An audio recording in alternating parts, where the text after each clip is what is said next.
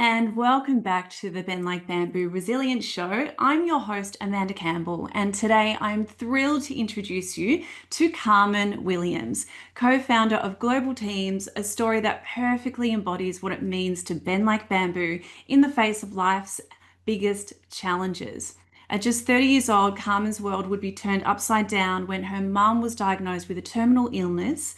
And in a moment that required extraordinary courage, she made the bold decision to quit her job and start a new business, all while caring for her sick mother, raising two children, and managing a mortgage. But Carmen didn't just survive this overwhelming period, she thrived, building Global Teams, a revolutionary virtual assistant company that's changing how entrepreneurs scale their business. What makes Global Teams unique is their genuine care for people. Carmen and her business partner have created love teams, dedicated support systems that help entrepreneurs hand over time-consuming tasks so they can focus on growing their vision.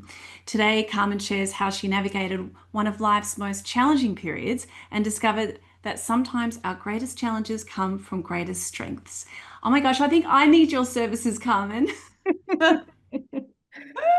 Yeah, it's good support is pretty amazing. So, Yeah, yeah. Oh my mm, goodness. Wow. So let's wind back. Tell me how it mm, all started and what you went through with your mum. I'm so sorry to hear that. yeah. So, as you said, my mum was diagnosed with a terminal illness when I was 30, and she was 20 years older than me. And so I started thinking, oh my God, goodness, if I knew that I was going to die in 20 years' time, what decisions would I make now? And I just started being a bit bolder and braver. Yeah, it just changed my way of thinking about the world. And, in the background of that, I was, been in the same workplace for 10 years, doing all different roles and projects, but my learning curve wasn't vertical anymore. And I love a steep learning curve. And I also had just recently completed a coaching course that was conducted by my now business partner, Maureen. So she taught me how to coach, how to sell coaching, and I'd sold a year's worth of coaching to this guy I met at a pub. And so I thought I was rich because I had a job and I'd sold this coaching. And I'm like, well, business is going to be easy. Like I sold it at the pub. Like, how hard's it going to be? Um, but I hadn't really made the decision. And then I remember this one day I parked in the parking lot and I felt this sinking feeling in my stomach as I walked into work. And then I went and logged into my computer. And I was one of those people where I used to just change the number at the end of my login. So I had the same login for like 10 years, just with different number at the end. And I couldn't remember it. I'm like, something's going on. And so I called my brother and I said, this is what I'm thinking of doing. And he goes, you're crazy. Just take your long service leave. I called Maureen and I said, what's my chances of success? And she got me to define success and she goes, 9 out of 10. I said, what's in the one? She goes, your mind. I'm like, okay. And then I called my director who was on leave that day, said, I've decided I'm going to leave. I can work out my notice if you want, or I've got it all sorted and I can leave today. So I actually left at lunchtime the day I decided to quit my job.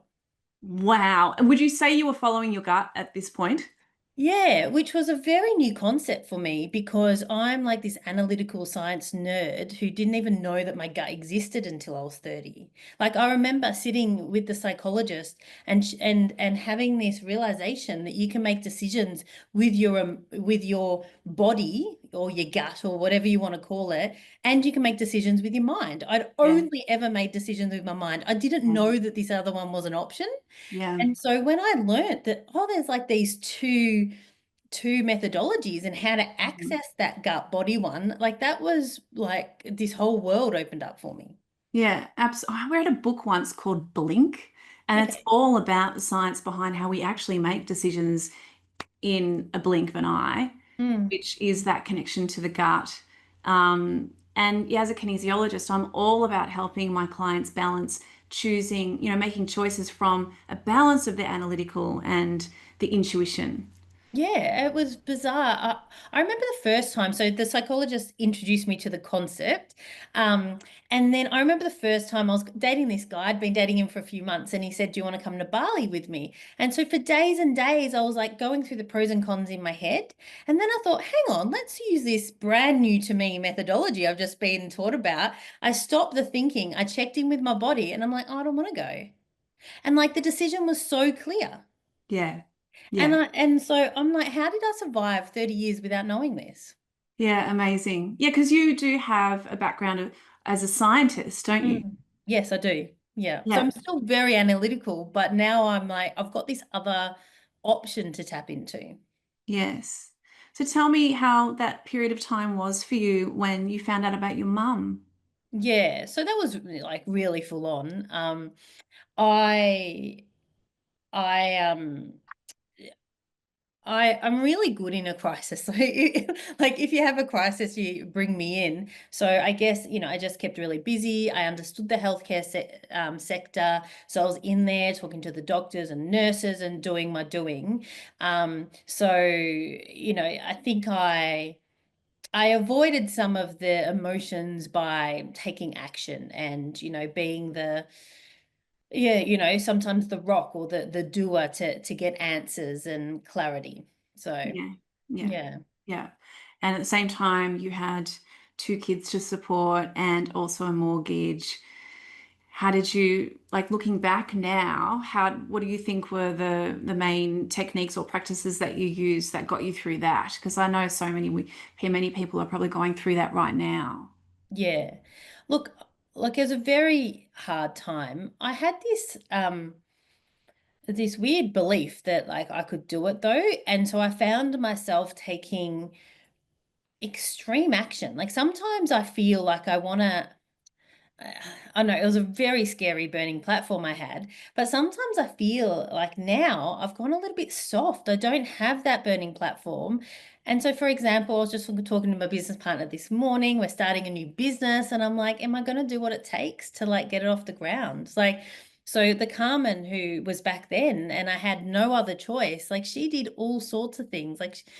I remember I learned about LinkedIn marketing. And so I thought, oh, instead of just contacting anyone, why don't I just contact the 10 biggest Australian companies? I got 100 big Australian companies. So I got that list from somewhere. Yeah. And I ended up speaking to two of the CEOs and selling executive coaching to one of them. And I'm like, where's that Carmen? Like sometimes I do want to tap into her, the one that was just brave and just did things because the other option was to go and get a job. Yeah, yeah, that sounds like there was an overwhelming sense of self-belief that was going on in that version of Carmen. Yeah. And so sometimes I miss some of that, but it was also very anxiety inducing. I remember there were times when I I didn't really have much awareness over what anxiety was or how to manage it or anything. So there's times where I was just on the couch Hmm. under a blanket Hmm. watching Netflix, unable to respond to an SMS, let alone make Yeah, a phone call and wheel and deal. But it yeah, sounds weird to go, or it's simple, just type a few words to respond to an SMS. But I just remember going, I can't do that. yeah. And so what I've learned about myself over that time um, is to stop it before it gets to that stage or to be kinder to myself and to take space before I get to the stage where I can't even respond to an SMS. Yeah, like that paralysis from that deep fear that becomes overwhelming. Okay, Yeah. so a little bit of action from what I'm hearing is the secret. And Mm. then you know how that you have moments where that self-belief kicks in and moments where it doesn't. What have you noticed in hindsight helps you to lean more into that calm and that finds that inner anchor? And that's what I call bending like bamboo, is returning to Yes. self, finding that deep anchor of personal power within that helps you to thrive. What's Yeah. your secret? I don't think I've got, the magical secret because obviously I still, like I said this morning, I was like, oh, I'm being a bit of a chicken in this context. Like, how do I tap into that?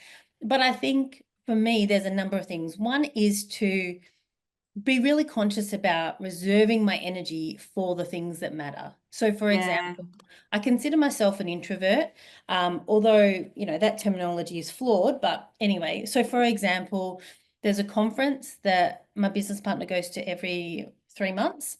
I Yeah. go there to socialize and I don't go to the conference because I can't do both. And Yeah. so I'm choosing what I'm going to be spending my energy on. Yes. And so I think that's one thing because then I've got energy for the things that matter. And Mm. another framework that I use, which my business partner hates, so everyone's got different brains, but I just go, what's the worst case scenario? So we're starting a Yeah. business and to do this business, we're thinking the best way is to actually do old school sales, walk in to a place like cold walk-ins. Yeah. And that's I'm really scared. Um and I go, okay, well, what's the worst thing that can happen? The worst thing they can go, no, no, you Yeah. can't talk to that person. They're not available. No, no, no, no. Like that's the what Yeah. I could walk in 10 places, they could all say Yeah. no. Yeah. And so once I go, okay, that's the worst thing. Can I deal with the worst thing? Mm. Then I feel stronger about taking action. Yes. And how can I deal with that? Yeah. Absolutely. Because that separates illusion versus reality. Yeah. And another thing that's really, I get hung up on sometimes, which I've realized is not everyone does, but sometimes I make things mean I'm a bad person. So if someone says no, does that mean I'm a bad person? And then I become paralyzed and then it's just this big drama. But Yeah. if I can go, okay, if I walk in and they say no, that Yeah. just means it doesn't, if I can manage myself so it doesn't make it mean I'm a bad person, just means no, they don't want to talk about that at the moment. Yeah. I'll reach them at a bad time or whatever, Yeah. then I can just take it for what it is. It's just a no. And it's separating that as your identity, like your Yeah. success and your progress as you push yourself to do out of your comfort zone, and to yeah, like when you're first selling a new product, yeah, we've got to totally separate that. That's really good advice. Yeah. And like I said, sometimes it's easier to say it than do it. Yeah, but if it's in the forefront of your mind and in your awareness, it's much easier. Yeah. That's super cool. Okay, so version one of Global Teams was LinkedIn marketing. Yes. Tell me about that. Yeah, so when I started my business, I knew nothing. I didn't even know the difference between sales and marketing. So I had my very steep learning curve that I was craving, and I learned about marketing, and then I learned about LinkedIn marketing, which is probably the best B2B marketing out there to this day. And Yeah. then I learned how to do it. And so um I quickly got my first ever virtual assistant to help me with the LinkedIn marketing side of things so I could have more sales conversations. And that Yes. was really successful. And then I just started, and I said to Maureen, who wasn't my business partner yet, look, just let's shoot some videos. I'll get my virtual assistants to do the rest for you. Like, LinkedIn's the place to be. And then Yeah. she was really successful. And then we decided one day, let's, join forces in business. She'd been in business for 20 years. She had a coaching company. I had a consulting company. Like it was, mixing two worlds together. And so the first Yeah. thing we did together was support people with LinkedIn marketing. Yeah. And that was really powerful. And we were able to support lots of people, and we still do today, help lots of people with their LinkedIn marketing. So, Yeah, beautiful. Yeah, I've had a look at your work. It's amazing. It's a really, it's really important for businesses that are yeah trying to connect to other businesses. It's the best platform I've found too. Did mm. you find success out of what I'm hearing is you did some, content like videos and targeting your audience, and that's what made it successful? So I think so. Obviously, content creation is really important, and I'm a big fan of video and being real, and that's why I'm sure this podcast is very powerful for you as well, because people get to learn so much about you and Mm, have you in their ears for hours before sometimes they even meet you. yes. But the other things about LinkedIn marketing that I think sometimes people don't optimize. One is connecting to the right people, then it's not selling to them. So you'll never receive a message from me, Amanda, that says, "Hey, Amanda, you're a business owner. You need a virtual assistant. Let's talk." Like you're never going to Yeah. receive that Yeah. message from me. Yeah. And then it's just sending things of value. So by being real. So Yeah. Amanda, you might receive a message from me saying, "Hey, these are the 100 things my team did for me when I was in Fiji. Would you like a Yeah. copy? Hey, we're running this event. Would you like to come?" And so it's that offering things of value to people on LinkedIn. That's the thing that is the game changer. Like literally, whenever I want more leads, I just message everyone on LinkedIn with something of value. And then some people will go, oh, Carmen, I've been meaning to chat. Yeah, beautiful. I totally agree. It's the same as Instagram, Facebook. It's all about dating, you know? It's Yeah. just, yeah, nourishing the community, helping them with educational and inspiring content so they can learn from you and get to know you before it even becomes, a question of sale. Yeah. And just like dating, so if you think of the dating apps, LinkedIn is an app. The game is to get people off the app. Yeah, So, um, if you do the messaging strategy right, you can then get people opting into things and then you can yeah, email them. yeah, And they'll yeah, see you on LinkedIn, then they'll see you on email. yeah. Then if you get really fancy and retarget that list on Facebook ads, like they're never going to escape you. Yes. Yeah, yeah, Like exactly. one client said to me, "Oh, Carmen, you were so annoying until I needed you." I love that. That's true. That's true. Okay, so that became successful. Why a version two? And tell Yeah. me about that. Yeah, so with LinkedIn, what the model that we had was, someone would come to us, we'd sell them like a package of, we'd do X, Y, Z, and then we'd liaise with the virtual assistants. And we just found that that wasn't really didn't really optimize the outcomes that the people could get because Okay. you might like ABC, but like C with a twist or like let's change things up. So, although the principles around LinkedIn marketing are the same, the execution for each person, as I worked with each different person and each different business, we worked out ways to tweak it to optimize it for them and Yeah, what they wanted, their target market. And there's all sorts of juicy strategies you can work on LinkedIn. And yeah, so what we ended up doing was saying, hang on, like instead of just getting you someone to help you on LinkedIn, let's get you someone to help you. And they can do yeah. it LinkedIn and LinkedIn with a twist. And then they can grab the emails that you get and stick it into your email database and then send it and then because as people get busier, they just want more and more support. And so we found it was more leverage for our clients to actually just have their team member, their teammate, who's going to help them with LinkedIn, but also help them with the things around that as well. Yeah, because getting busier and more successful does require more support. So you might as well package it in one, which is what you do at Global Yeah. Teams. I love that. That's wonderful. And so what does the business look like today? Yeah, so now we've got a team of over 100.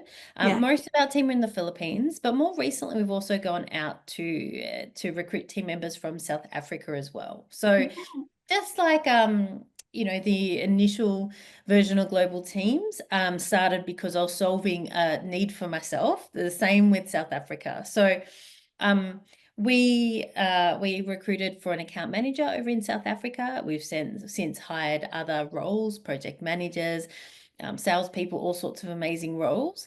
And so now we're able to support our clients with the like LinkedIn and admin and marketing stuff, plus also the client, correspondence and love side of things as well. So And yeah, tell me about the love side of things. How does yeah, that? I love that you mentioned the love team. That's something that we're quite proud of. So Yeah.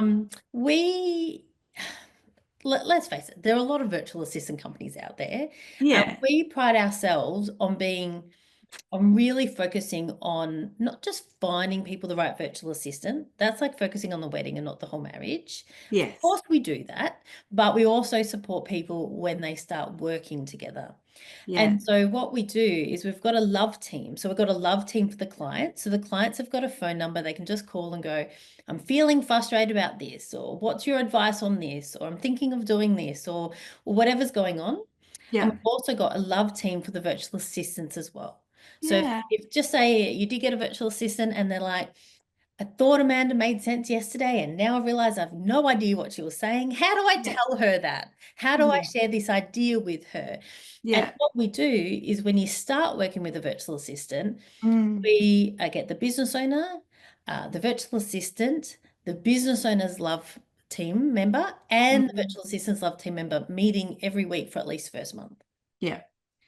and just to fine tune things. And Yeah. then after that, the frequency usually reduces. But like this morning, I just met with a client who's been with us for years and their Yeah. assistant. Yeah, because that's the biggest pain point I find where, I've worked with virtual assistants before overseas, and yeah, just whether I feel understood, the communication, and yeah, levels of, there's lots of different tasks that VAs can help with, from repetitive tasks to ones that require, more strategy. And I get scared of handing those tasks over because I just want to make sure that I'm understood. But love teams would solve that because both parties are being nourished and supported to grow together in those really amazing roles that the VAs can step into. Yeah, and like the meeting I just had this morning with a client and virtual assistant who've been with us for years, it was just that, like expanding the role to go, okay, she's been doing this for years, but now let's add this in and like a tiny bit of that. And then how are we going to add a tiny bit of that? I find that whenever the role changes, even if you've been working together for years, we go back to the more regular catch-ups just because when there's a new thing, like we need to talk about it more. So. Yeah, absolutely. So, how long do you think that one VA has been with a client for the longest? Oh, so since that, so Global Teams has been going for 6 years. So Yeah. we've got a whole suite of people having their, 6 year uh re, well, oh, I can't even talk. The like the 6 year milestone with us. So we're Yes, celebrating that yes, for many, many people yes. at the moment. Yeah. Yeah, so that's really exciting. So there's two questions I want to ask you about Mhm. resilience then. On a more personal level, before everything came good and you started to see success and overcame a whole bunch of stuff, when things were really hard and you were dealing with, your mum and the kids and the mortgage, and you had sometimes those moments of paralysis, um, what is what does resilience mean to you in that context? Well, obviously my mum wasn't a choice, but the rest of it was.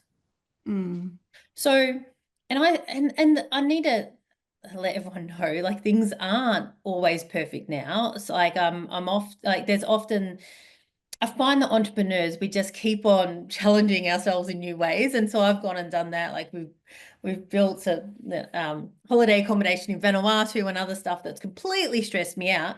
But they're all choices. And yeah, so I was choosing to run my own business. I could have gone back and got a job, but that had different pain for me. So the pain I was feeling around growing my business was the pain that I chose. yeah. And so I guess that's something I just reminded myself of, like I'm choosing this. Yes, and there are different types of pain, whether you work for someone else or whether you create your own business. They're just different types of stresses to have. And I think, what I learned very quickly with my personality is I would rather the pain, that I experience as an entrepreneur business owner. Yeah. And Just, I speak to a lot of business owners, a lot of clients that they go through challenging times as well. And so often I'm just having supportive conversations and I just go like, that's why I love entrepreneurs. Like we're crazy sometimes. The things that we carry to be able to do what we're doing is sometimes really crazy. yeah. What do you think resilience means to you as a business owner? I think it's about like this combination of like being kind to yourself and having those couch days, but combined with continuing to take action. Yeah. Like whenever I'm stuck, like I might have, like I said, half a day watching YouTube and whatever, just avoiding the world. But then I need to get up and I need to take action. And I find that whenever I start taking action, the things start to become clearer. Yes, it has to be a Mm. combination of that Yeah. taking care of the self and then actioning. Do you have any daily rituals that help you to do that? Yeah, so I exercise every day. So I do like CrossFit and running as well. And so those are non-negotiables. Like I need to Yes, exercise every day. yes. I have more recently included some breath work and things like that. I'm still getting Cool. into my groove around what my routine around that is, but I'm quite enjoying exploring the different types of breath works. I find that really cool. Great. Um, but yeah, like exercise is the key thing for me. Yeah. Do you find your diet matters? Like what you're eating, does that change your state of mind and energy level? Yeah, so I haven't got my diet sorted. I'm currently obese. So that's something where I'm like, I'm 40 years old. How have I not got this sorted? But that's still a frontier for me to Yes. explore. But yes, when I'm eating vegetables and, eating healthy, like it feels better. Yeah. Um, but yeah, that's something that I've still haven't cracked. Yes. Yeah. No, look, it's hard to crack all Yeah. 6 pillars of health. I didn't nail my nutrition needs until I absolutely had to, and I was forced to. But Mhm. I need yeah. that burning platform, maybe, Amanda. Yeah, I'm just such a huge advocate of because all my 6 pillars of health are like mind, body, movement for sure, food, and connection. My connection to myself and my higher self, that intellect versus intuition, that meaning of purpose of, well, why am I doing this? I get, what I'm doing and what my goals and plans are, but remembering in alignment how I'm helping other people every day and how nourishing that is for my soul and my Mm. ability to connect to people. And that's why I love your business is as you're nourishing your VAs to help business owners to grow their businesses. It's helping them connect to more people. But I understand that your secret sauce is, developing that connection between the client, and the VA. Yes, yeah. I think the connection's really important. I'll tell you one story, Amanda. There's a Yeah. virtual assistant. She's been with us for 6 years, so from the start. When I went to the Philippines a couple of years ago, I had the opportunity to meet her. And I discovered that when she started working with us, she was with her husband who was not a very nice man. And so she said to me that because she had, the word that comes up with the team is the opportunity with us. She Mm, was able to leave her husband. mm. Um, she then moved in with her parents for a bit, then saved up, and she's now living independently in the Philippines with her two children, which is very unusual over there. And she says, Yes. Carmen, I am the queen of my own house. Oh, I've got goosebumps everywhere. That's so beautiful. That's such an impact. Yeah, so like, I know, like an impact for her and also an impact for her children as well. So, like, sometimes I do because with the team so big, there's always some drama going down. And sometimes I'm like, how did I get myself into this position? But then Yeah. I remember, like, there are people who, yeah, like you said, it's a big impact that has been had.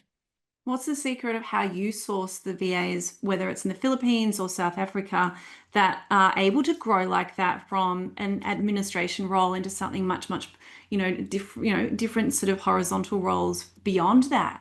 Yeah, so it's a really good question. So I've got three people in recruitment. So I just surround myself with really good people, Amanda. I've Yeah. got three people in recruitment, and their sole job is to filter all the applicants we get because we get hundreds of applicants each week. Yeah. And actually, one of the people in recruitment, she started in our marketing department, but then Maureen identified that she had that gut instinct that we talk about, that really good gut instinct, the ability to be able to clarify with people like no one else in the business. And so she's now working in recruitment and loves the role so much. She didn't have a recruitment background. And so what my recruitment team do is obviously they got, I want someone with this experience or this or whatever. But we often have conversations as a group and talk through the candidates. And if someone's gut, so we go back to the gut, like if someone's gut is like, oh, I'm not sure, we almost always just put that person to the side. And then Yeah. what I've said to my recruitment and my client love team is even if we put someone forward and we get more information and our gut says no, or even if the person started with the client, it could be week one and we're like no, what we do is we really brave and we might call you in week one and go, look, Amanda, like I think we need to call this. Yeah. And so what we've said as a team is the sooner we call it, like even if the virtual assistant started, I want to call that a success Yeah. rather than getting 3 months down the track and us going, we sort of knew this. Yeah. And the background that both you and Maureen have would be able to, yeah, quite cleverly navigate that and nourish that. So it's quite unique, your business. Yeah, yeah. So it's Maureen and I were supporting people with communication and relationships Yeah. within, our consulting and coaching practices. Yes. And so we're just doing the same thing, just in a slightly different context. Yeah. So a new business I hear. What's that about? So we have identified an industry that that we've got 2 clients from that they're able to get multiple virtual assistants from us, and so we're exploring that industry at the moment. So we've, within a week, my marketing team and I had a new website and things like that. Now it just requires us to go out and be brave. Um, Yes. but yeah, we've also got other things that, like, we've got the holiday accommodation in Vanuatu. Maureen's got a book called How to Get Laid on Tinder. Once again, communication relationships, just in a different context. So like I said, we're always putting our fingers in new pies, which creates new challenges, and opportunities to be resilient. Yeah, absolutely. Absolutely. Well, I'm so glad that we met. And, I loved how you reached out on LinkedIn with such an authentic, real, beautiful voice message. It's the first time I'd ever received an audio message via in Yeah. LinkedIn. And it was exactly as you said, of just, hey, this is me, this is my story. I love what you're doing, and let's connect. And this is what, how it can be. It just felt so authentic and of value. And it was an instant, yes, I want to talk to you. Awesome. Well, it's been so cool to get to know you and your business as well. Thank And like I you. said to you when we had the pre-chat, and I know you hear this often, but like, your energy is calming, and Thank it's just a you. pleasure. Oh, thank you so much, Carmen. I really appreciate you saying that and for sharing your beautiful story and business on the podcast. And thank you, everybody, for listening. And remember that, like bamboo, you can bend without breaking. So keep growing, keep flexing. Thanks again, Carmen. And Pleasure, Amanda. thank you. I'll see you very soon. Thanks for listening to this episode of the Ben Like Bamboo podcast. I would love you to rate it and share it with your community or anyone that you think might need to hear this episode. If you would like to discover the power of flexibility and how kinesiology and the Ben Like Bamboo program can help you, please book in for a free discovery call on my website, benlikebamboo.com, under bookings, or email amanda@benlikebamboo.com. You can see me one-on-one in Melbourne or on Zoom remotely. My book, Ben Like Bamboo, is now available on my website and bookstores online. And I'm also taking new clients into the 2024 Ben Like Bamboo 6-month program of monthly sessions taking you through all the lessons, tools, and strategies that I detail in the book, helping you to de-stress and reset and to reimagine what can be possible in your mind, body, and life. Thank you so much for supporting the podcast, and I will see you at the next session.